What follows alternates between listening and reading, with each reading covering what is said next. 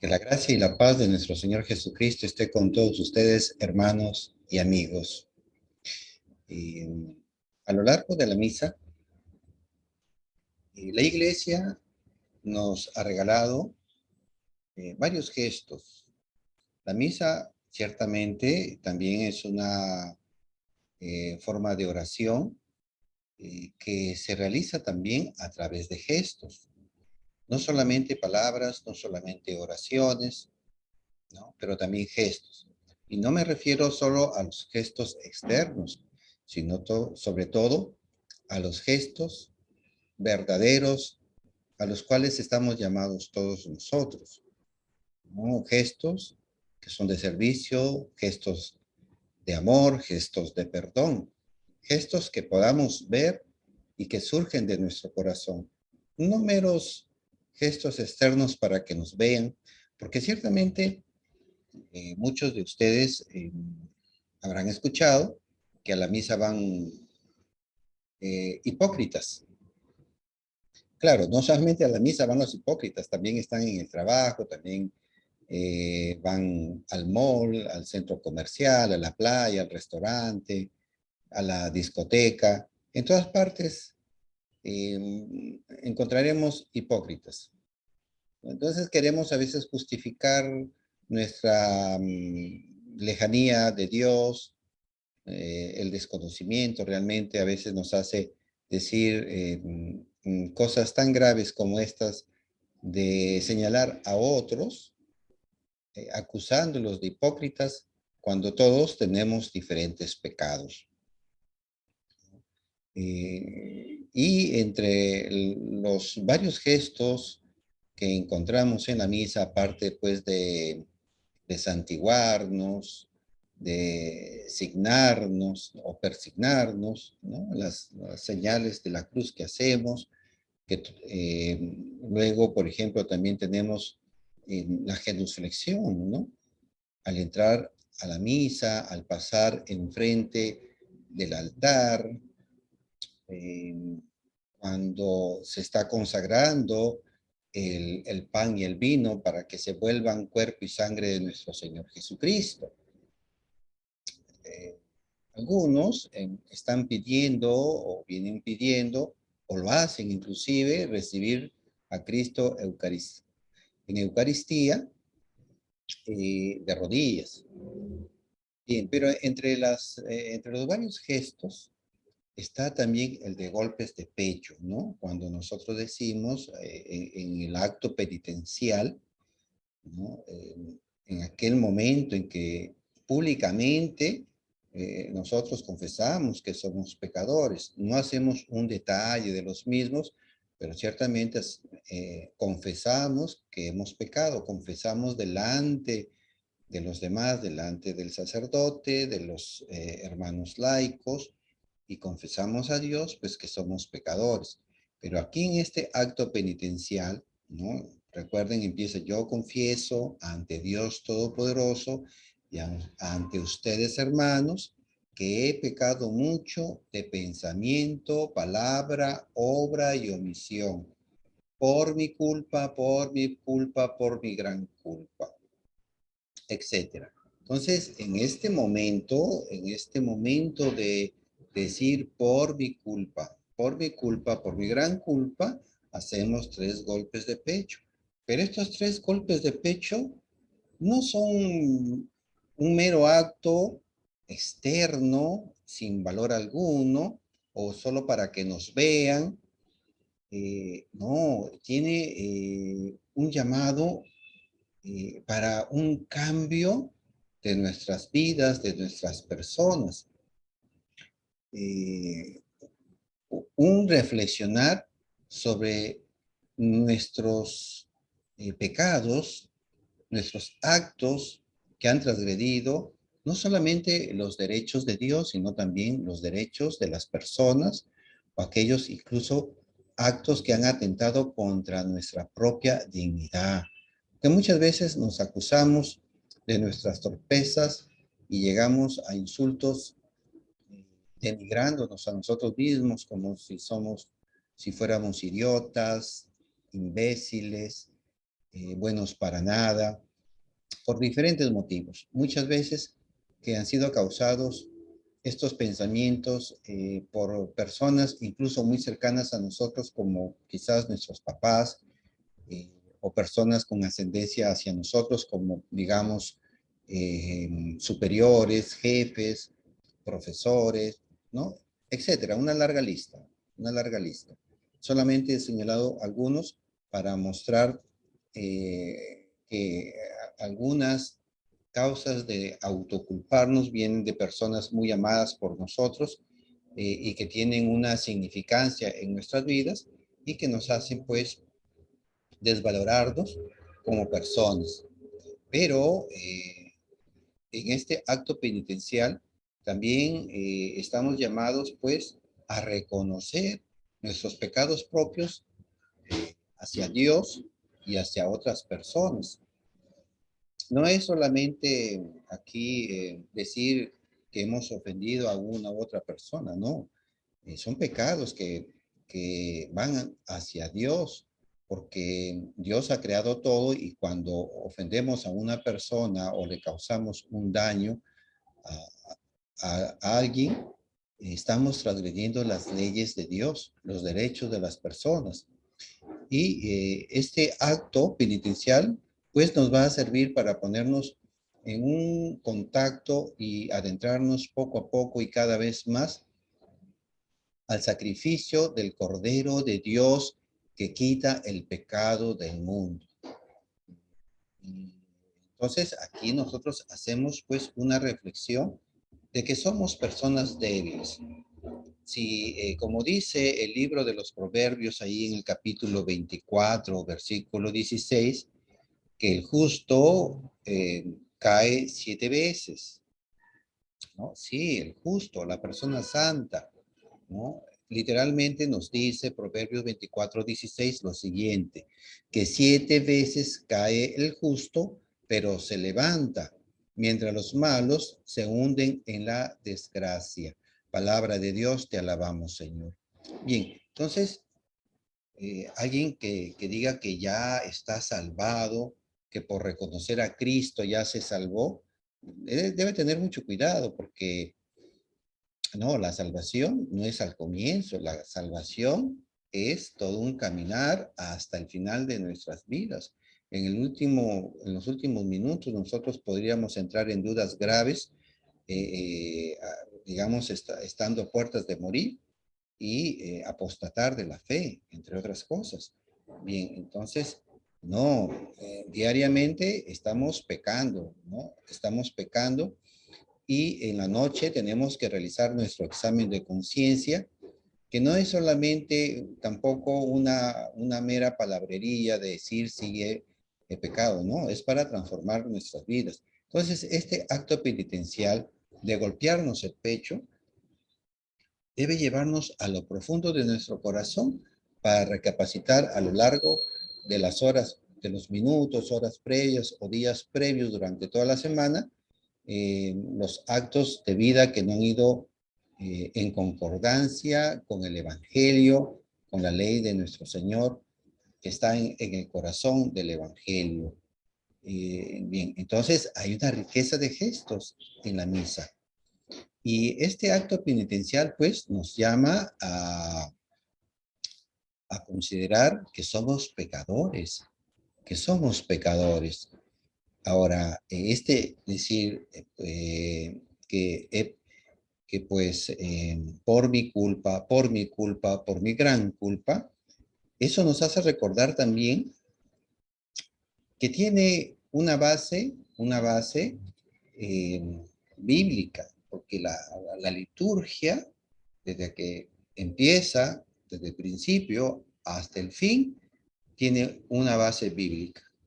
Sí, una base bíblica en la que nosotros vamos a encontrar luces de cómo es que la iglesia, no solo en el siglo primero o en el siglo segundo, el siglo tercero, sino en el progreso de la vida de la iglesia, esta ha ido elaborando la liturgia hasta la fecha como lo tenemos ahora. Incluso en el Vaticano II se hicieron algunas reformas en la liturgia, ¿no? De la misa tradicional, pues se pasó a esta nueva misa, los que hemos nacido pues ya a fines del siglo XX, tenemos la misa, Novus Ordo, ¿no?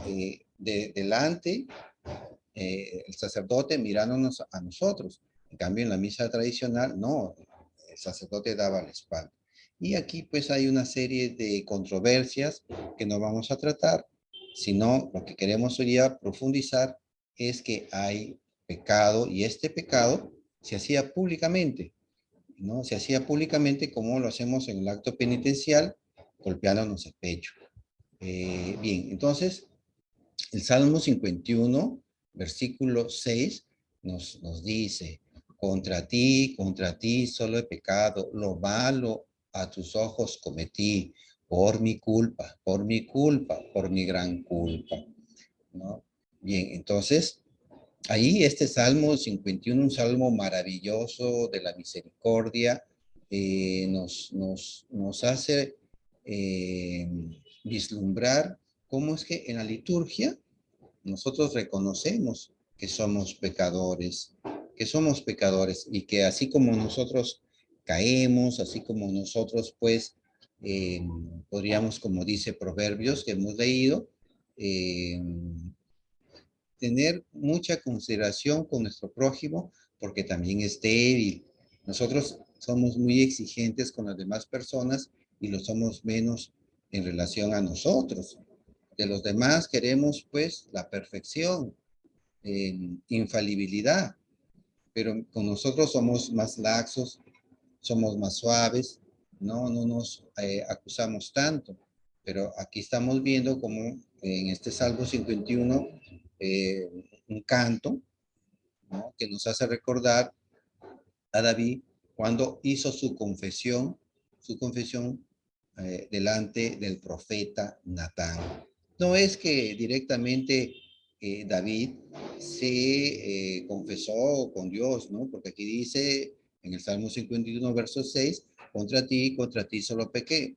Es decir, como que si estuviera haciendo la confesión directa con Dios. No, esto es un canto, un salmo que está haciendo recordar el pecado que había cometido David con Betsabé, ¿no? El adulterio que cometió con ella y mandó a, pues, al frente de la batalla para que muera, o sea, mandó a matar a su esposo Urías. Bien, ahora, la confesión de pecados nos llama primero a tener un acto de contrición, pensar nuestros pecados, moviéndonos en lo más interior de nosotros a un dolor de haber ofendido a Dios, de haber lastimado a las personas y tener un arrepentimiento de lo que hemos realizado, un dolor y un arrepentimiento que al apóstol tiene que llevarnos a un cambio de vida. El mismo Salmo 51 que hemos estado repasando, hemos leído, nos dice en el versículo 18 y 19, pues no te agrada el sacrificio. Si ofrezco un holocausto, no lo aceptas. El sacrificio a Dios es un espíritu contrito. Repito, el sacrificio a Dios es un espíritu contrito. Un corazón contrito y humillado, oh Dios, no lo desprecias. Palabra de Dios, te alabamos, Señor.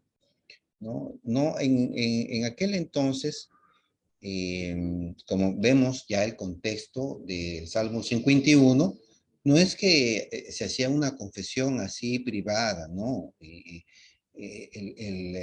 La confesión de pecados en el Antiguo Testamento, como nos muestra Levítico capítulo 5, es que se hacía delante del sacerdote, se llevaba un animal para sacrificarlo, el sacerdote pues mataba al animal y esa sangre, ¿no? Servía pues para, como un acto de expiación, de penitencia, expiación de la persona hacia Dios. y con esto se le perdonaba el pecado, pero era a través del sacerdote. Por eso es que el Salmo 51, versículo 18 va a decir, pues no te agrada el sacrificio, si ofrezco un holocausto, no lo aceptas. Y luego va a pedir también que haya un corazón contrito, o sea, un cambio interior, una actitud interior. El sacrificio a Dios es un espíritu contrito, dice el versículo 19. Un corazón contrito y humillado, oh Dios, no lo desprecias. Entonces, este hecho de llevar un corazón arrepentido, avergonzado de los pecados, eso es lo que está viendo Dios y es lo que quiere Dios de nosotros. Entonces, hasta aquí nosotros estamos viendo una confusión del corazón por haber ofendido a Dios, por haber lastimado a otras personas y este reconocimiento público de nuestros pecados. El libro de Jeremías, ahí en el capítulo 31, versículo 9, nos va a decir Jeremías que también desde el Antiguo Testamento se nos llamaba a un arrepentimiento y a tener vergüenza de haber ofendido a Dios, de haber transgredido los mandamientos de Dios. Este arrepentimiento de ofensas, la ofensa también es un pecado ante Dios. O sea, pecar es ofender a Dios porque transgredimos sus mandamientos. No es que yo confieso, digamos, voy hacia una persona y le pido perdón por las ofensas que le he causado. La ofensa que le he causado a esa persona se convierte en un pecado que sube hacia Dios porque hemos pues transgredido sus mandamientos. En Jeremías, capítulo 31, versículo 19, leemos, porque luego de desviarme, o sea, de haber cometido pecado, luego de desviarme me arrepiento y luego de darme cuenta me golpeo el pecho, me avergüenzo y me confundo luego, porque aguanto el oprobio de mi necedad, de mi pecado, de mi mocedad, perdón, de mi mocedad. La juventud pues a veces nos ha llevado a cometer descarríos y que incluso no cambiamos siendo adultos, porque no hacemos estos exámenes de conciencia, estos actos de contrición y arrepentimiento. El golpearnos el pecho, como nuevamente Jeremías, el profeta Jeremías, nos está mostrando que el gesto tiene que ir acompañado de una verdadera vergüenza interna por haber ofendido a Dios. Ahora, había confesión de pecados, sí, sí, en el Nuevo Testamento, al cerrar el Antiguo Testamento, en esta transición que San Juan el Bautista nos va a traer a preparar el camino para tener los corazones preparados para recibir a Cristo y su evangelio, ya se nos muestra desde los finales del Antiguo Testamento y preparándonos al Nuevo Testamento que ya hay confesión pública de pecados en un principio, para luego, como en otro video, espero poder tratarlo, ya hay una confesión de tú a tú, de un laico a un presbítero, de una forma más privada y reservada, pues por el hecho del morbo, porque pues hay pecados que llevan a la morbosidad, a la insanía de estar haciendo comentarios. Y también hay cuestiones que no requieren a veces el que todo el mundo se entere y que terceras personas que fueron o personas que fueron objeto del daño, de la ofensa de una persona que lastimó su dignidad, su integridad, su intimidad incluso, no es necesario que otras personas las conozcan. Bien, entonces, por eso es que la iglesia con su sabiduría, poco a poco, ¿no? Fue viendo la necesidad que se hicieran, pues, confesiones privadas. Ahora, el libro de Marcos, el Evangelio, según San Marcos, en el capítulo 1, nos va a mostrar que ya al cierre del Antiguo Testamento, ya nos está preparando a la confesión de pecados. Bien, vamos a dar lectura a estos versículos siguientes, en las que vemos, pues, que de una manera extraordinaria, el Evangelio nos muestra que hay confesión de pecados. Bien, Marcos capítulo 1, versículos 4 y 5. Apareció Juan bautizando en el desierto, proclamando un bautismo de conversión para perdón de los pecados. Bien, hasta ahí podemos decir, sí, el bautismo también, sí, sirve para perdonar pecados, ¿no? Pero es un bautismo más que todo para conversión. Versículo 5, acudía a él, o sea, están delante de él, acudían a él gente de toda la región de Judea y todos los de Jerusalén, y eran bautizados por él en el río Jordán, subrayo, confesando sus pecados, confesando, sí, hermanos, confesando sus pecados. Muchos ahora católicos creen que no, que la confesión es ahí en el cuarto, en el dormitorio, que ahí lo hago con Dios directamente, que el sacerdote es otro pecador como yo. No, aquí vemos ante un hombre de Dios, que es en este caso San Juan el Bautista, profeta, ¿no? Hijo de un sacerdote, él de la casta de los sacerdotes. Ante él, pues, vienen a confesar sus pecados, así, ¿no? A viva voz, a viva voz. Pero esto era ya cerrando el Antiguo Testamento, y en el Evangelio, ya el Nuevo Testamento, Jesucristo ahí en Juan capítulo 20, versículo 23, pues va a enseñar, va a decir, habiendo soplado sobre los apóstoles, sobre los 11, el Espíritu Santo, va a decir, a quienes ustedes perdonen los pecados, les quedarán perdonados, y a quienes se los retengan, les quedarán retenidos, ¿no? Lo estoy diciendo a memoria, y ustedes los pueden comprobar. Y entonces, Cristo instituye ahí, en este versículo que acabamos de mencionar, Juan capítulo 20, versículo 23, instituye la confesión de pecados ante un hombre de Dios, ¿no? Ante un representante de Dios aquí en la tierra, ante un embajador de Dios, de Cristo aquí en la tierra. Pero la iglesia, a medida pues que ya nace ahí en Pentecostés y empieza a ya desarrollarse, ya va a realizar esta práctica también de la confesión de pecados.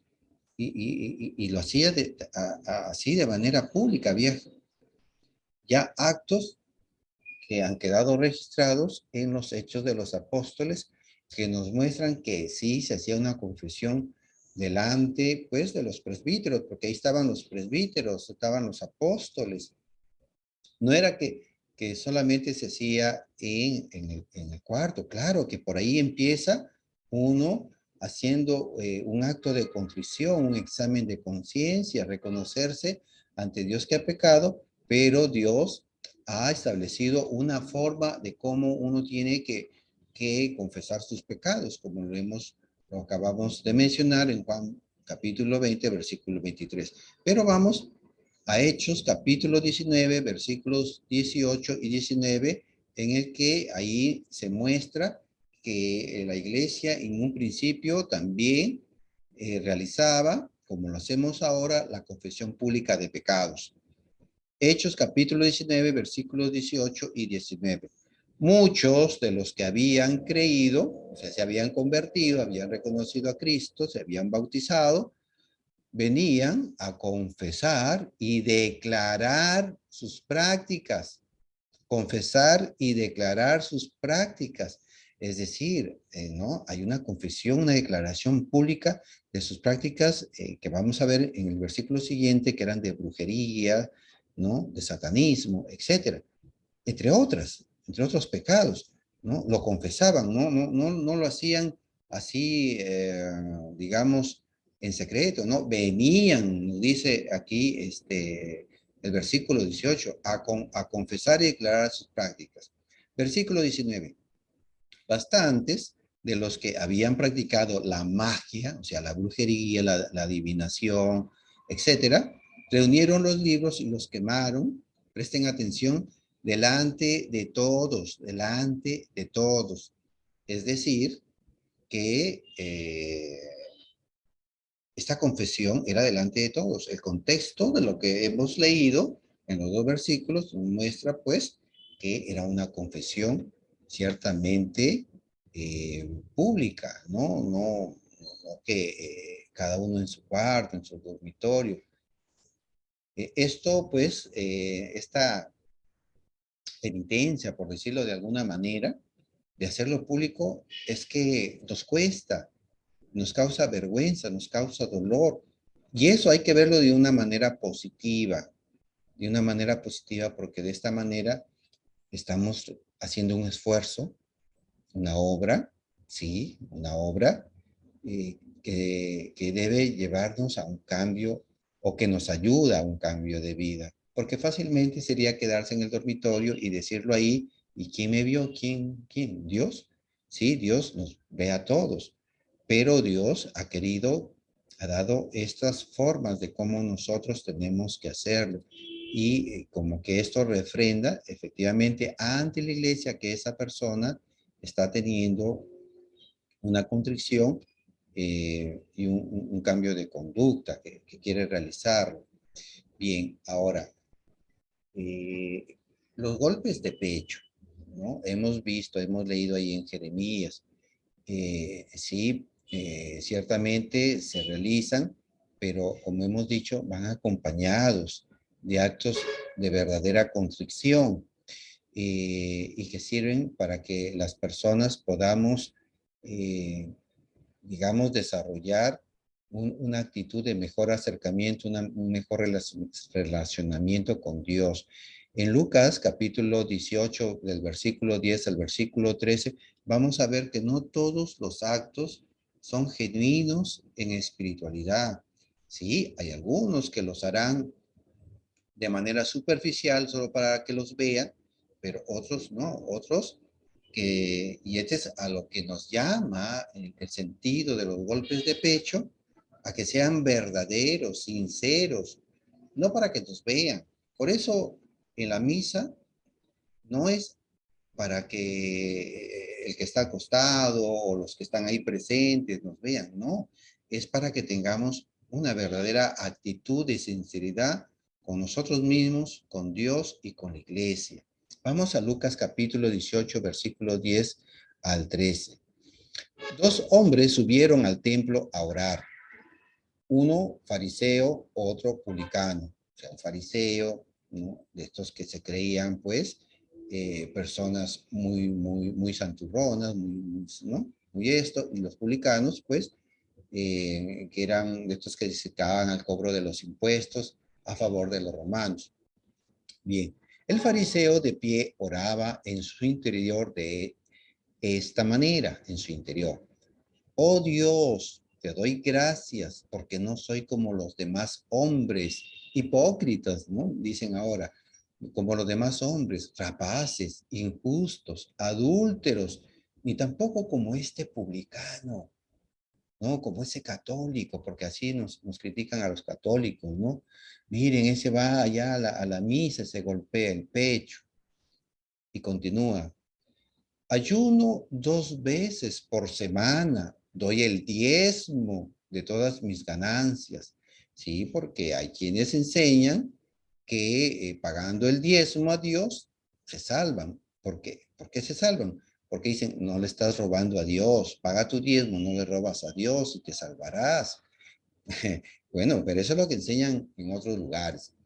Bien, En cambio, el publicano, manteniéndose a distancia, no se atrevía ni a alzar los ojos al cielo, sino que se golpeaba el pecho. Nuevamente, se golpeaba el pecho diciendo, oh Dios, ten compasión de mí que soy un pecador. Sí, un pecador. Entonces, nuevamente, aquí el Nuevo Testamento nos está mostrando que sí se pueden hacer golpes de pecho, pero que van acompañados de un dolor, compulsión del corazón, de reconocernos que somos pecadores, ¿no? Entonces, este hombre, golpeándose el pecho de una manera sincera, ¿no? Sí salió justificado. Este salió justificado, ¿no? Bien. Luego, en Lucas capítulo 23, versículo 48, nuevamente ya estamos en la crucifixión y muerte de nuestro Señor Jesucristo. Ya Cristo ha dado su vida por nosotros. La gente está volviendo a sus hogares y miren cómo vuelven. Lucas capítulo 23, versículo 48. Y todas las gentes que habían acudido a aquel espectáculo, a la crucifixión de nuestro Señor Jesucristo, al ver lo que pasaba, o sea, ya había muerto, se volvieron golpeándose el pecho. Palabra del Señor, gloria a ti, Señor Jesús. Sí, el pecho, golpeándose el pecho. No, no para que nos vean, no como ese fariseo, no. Ese sí era un verdadero hipócrita, ¿no? Bien, entonces, hermanos, cuando nos golpeemos el pecho, estemos meditando, ¿no? Ten compasión de mí, Señor, que soy pecador, ¿no? Regresaban golpeándose el pecho por todos los acontecimientos que habían visto en las horas de crucifixión de nuestro Señor Jesucristo, cómo había perdonado a sus enemigos, a los que lo habían acusado y lo habían llevado a la cruz. Aquel hombre que se arrepintió de sus pecados, ahí que estaba junto, también crucificado junto a Cristo, y también lo perdonó. Si Cristo ha perdonado en esos momentos, nosotros pues también estamos llamados a perdonar. Difícil, difícil. Pedro le va a decir, Señor, ¿cuántas veces es de perdonar? ¿7 veces? No, perdona 70 veces 7. Esto de estar diciéndonos constantemente, de rezar el Padre Nuestro, perdona nuestras ofensas, nuestros pecados, como nosotros también perdonamos a los que nos ofenden, ¿no? Sirven para que recordemos que debemos estar perdonando y olvidando las ofensas que nos están haciendo día a día, a cada rato, en la casa, la esposa, el esposo, los hijos, que vuelva nuevamente la paz. No guardemos este rencor. Esta enseñanza de Cristo de perdonar 70 veces 7, siempre, más aún cuando se tratan de cosas pequeñas, a veces que gritamos, levantamos la voz por el desorden que encontramos, porque no colaboramos en la casa, o malos entendidos en el trabajo, en el vecindario, etcétera, es a perdonar, a no guardar esos rencores, esos resentimientos, que se disipen, ¿no? Hay que golpearnos el pecho por nuestros pecados porque también nosotros ofendemos a otros, ¿no? Bien, entonces, pero basta con golpearnos, basta con tener verdadero arrepentimiento y vergüenza de que hemos ofendido a Dios, al Hijo, al Espíritu Santo, o en la iglesia, ¿no?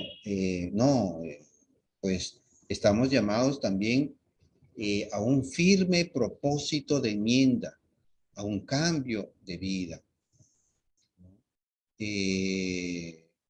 Bien, entonces, Cristo también nos está llamando a que tengamos ese firme propósito de enmienda, un verdadero propósito de transformación en nuestras vidas.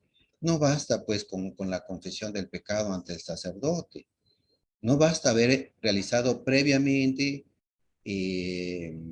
digamos, el examen de conciencia, de haber reconocido también ante Dios en lo privado que hemos pecado, o tener esa vergüenza, esa contrición, ese dolor en el corazón. No, estamos llamados también a que después de la confesión vayamos y estemos atentos a que tenemos que cambiar esa actitud, ese vicio, esos malos actos, esas malas actitudes, esos malos pensamientos que tenemos hacia otras personas, hacia nosotros mismos, de creer pues que somos perfectos, que no nos equivocamos, no.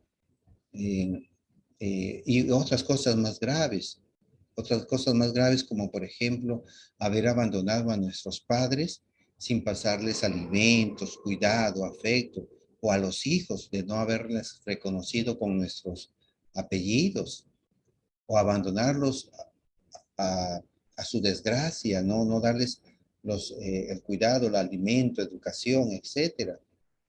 Sí, nos creemos los varones a veces muy machitos y tenemos hijos aquí, hijos allá, y pues no los estamos cuidando, etcétera.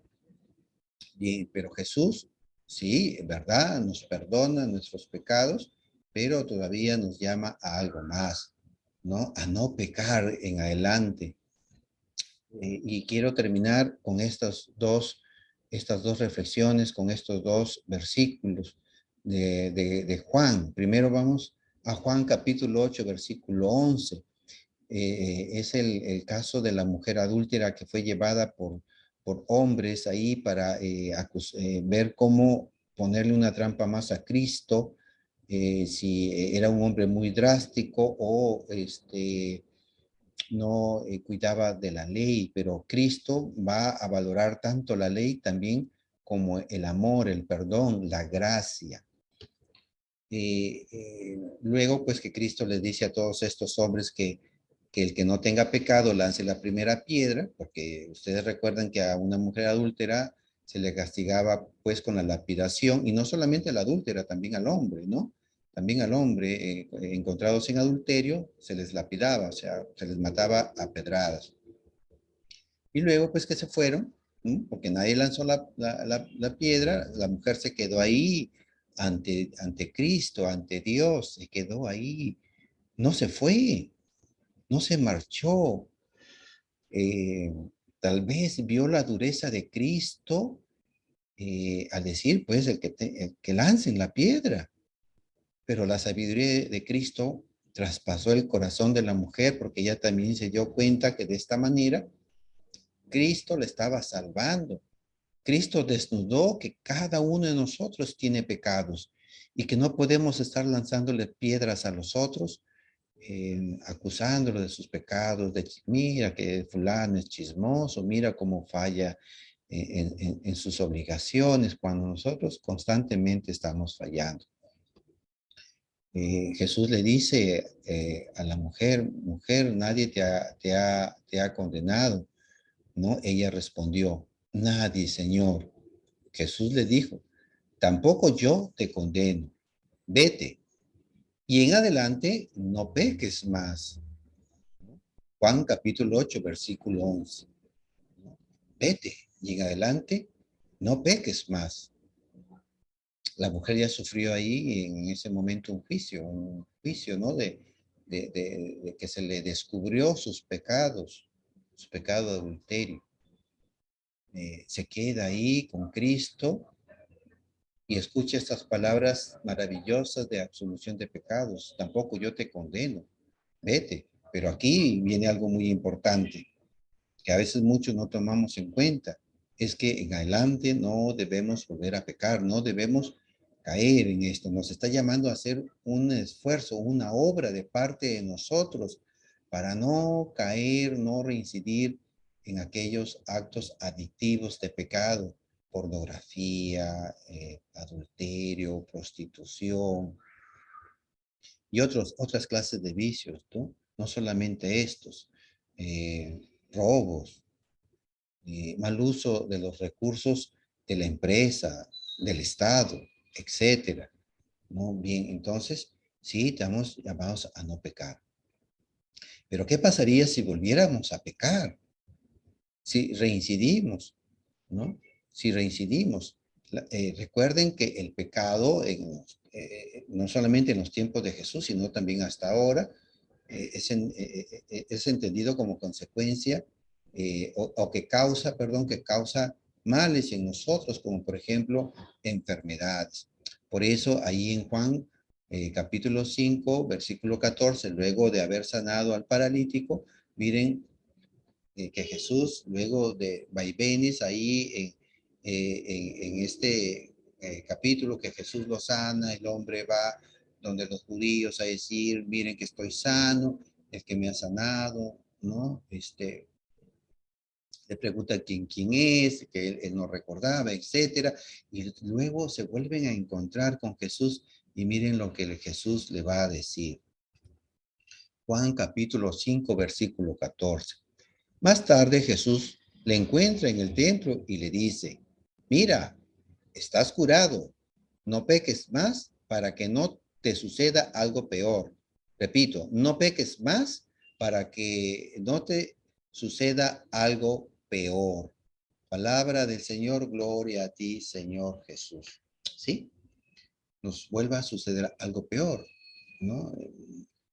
Que nos domine el pecado, que sigamos cayendo en lo más grave de las tinieblas en nuestra mente, que se nos apegue el pecado y tener estas peores desgracias, porque después de esto ya no habría salvación. No, no peques más para que no te suceda algo peor. No es que ya reconocimos a Cristo como nuestro Señor y Salvador, no que ya nos bautizamos y con esto ya creemos que nos hemos salvado, porque muchos creen que con el bautismo que le damos a los niños, ya con esto están salvados, o que ya recibieron otros beneficios que nos da pues el bautismo. No, con el bautismo es el inicio, nada más. No basta que el niño sea bautizado, necesita crecer en la fe.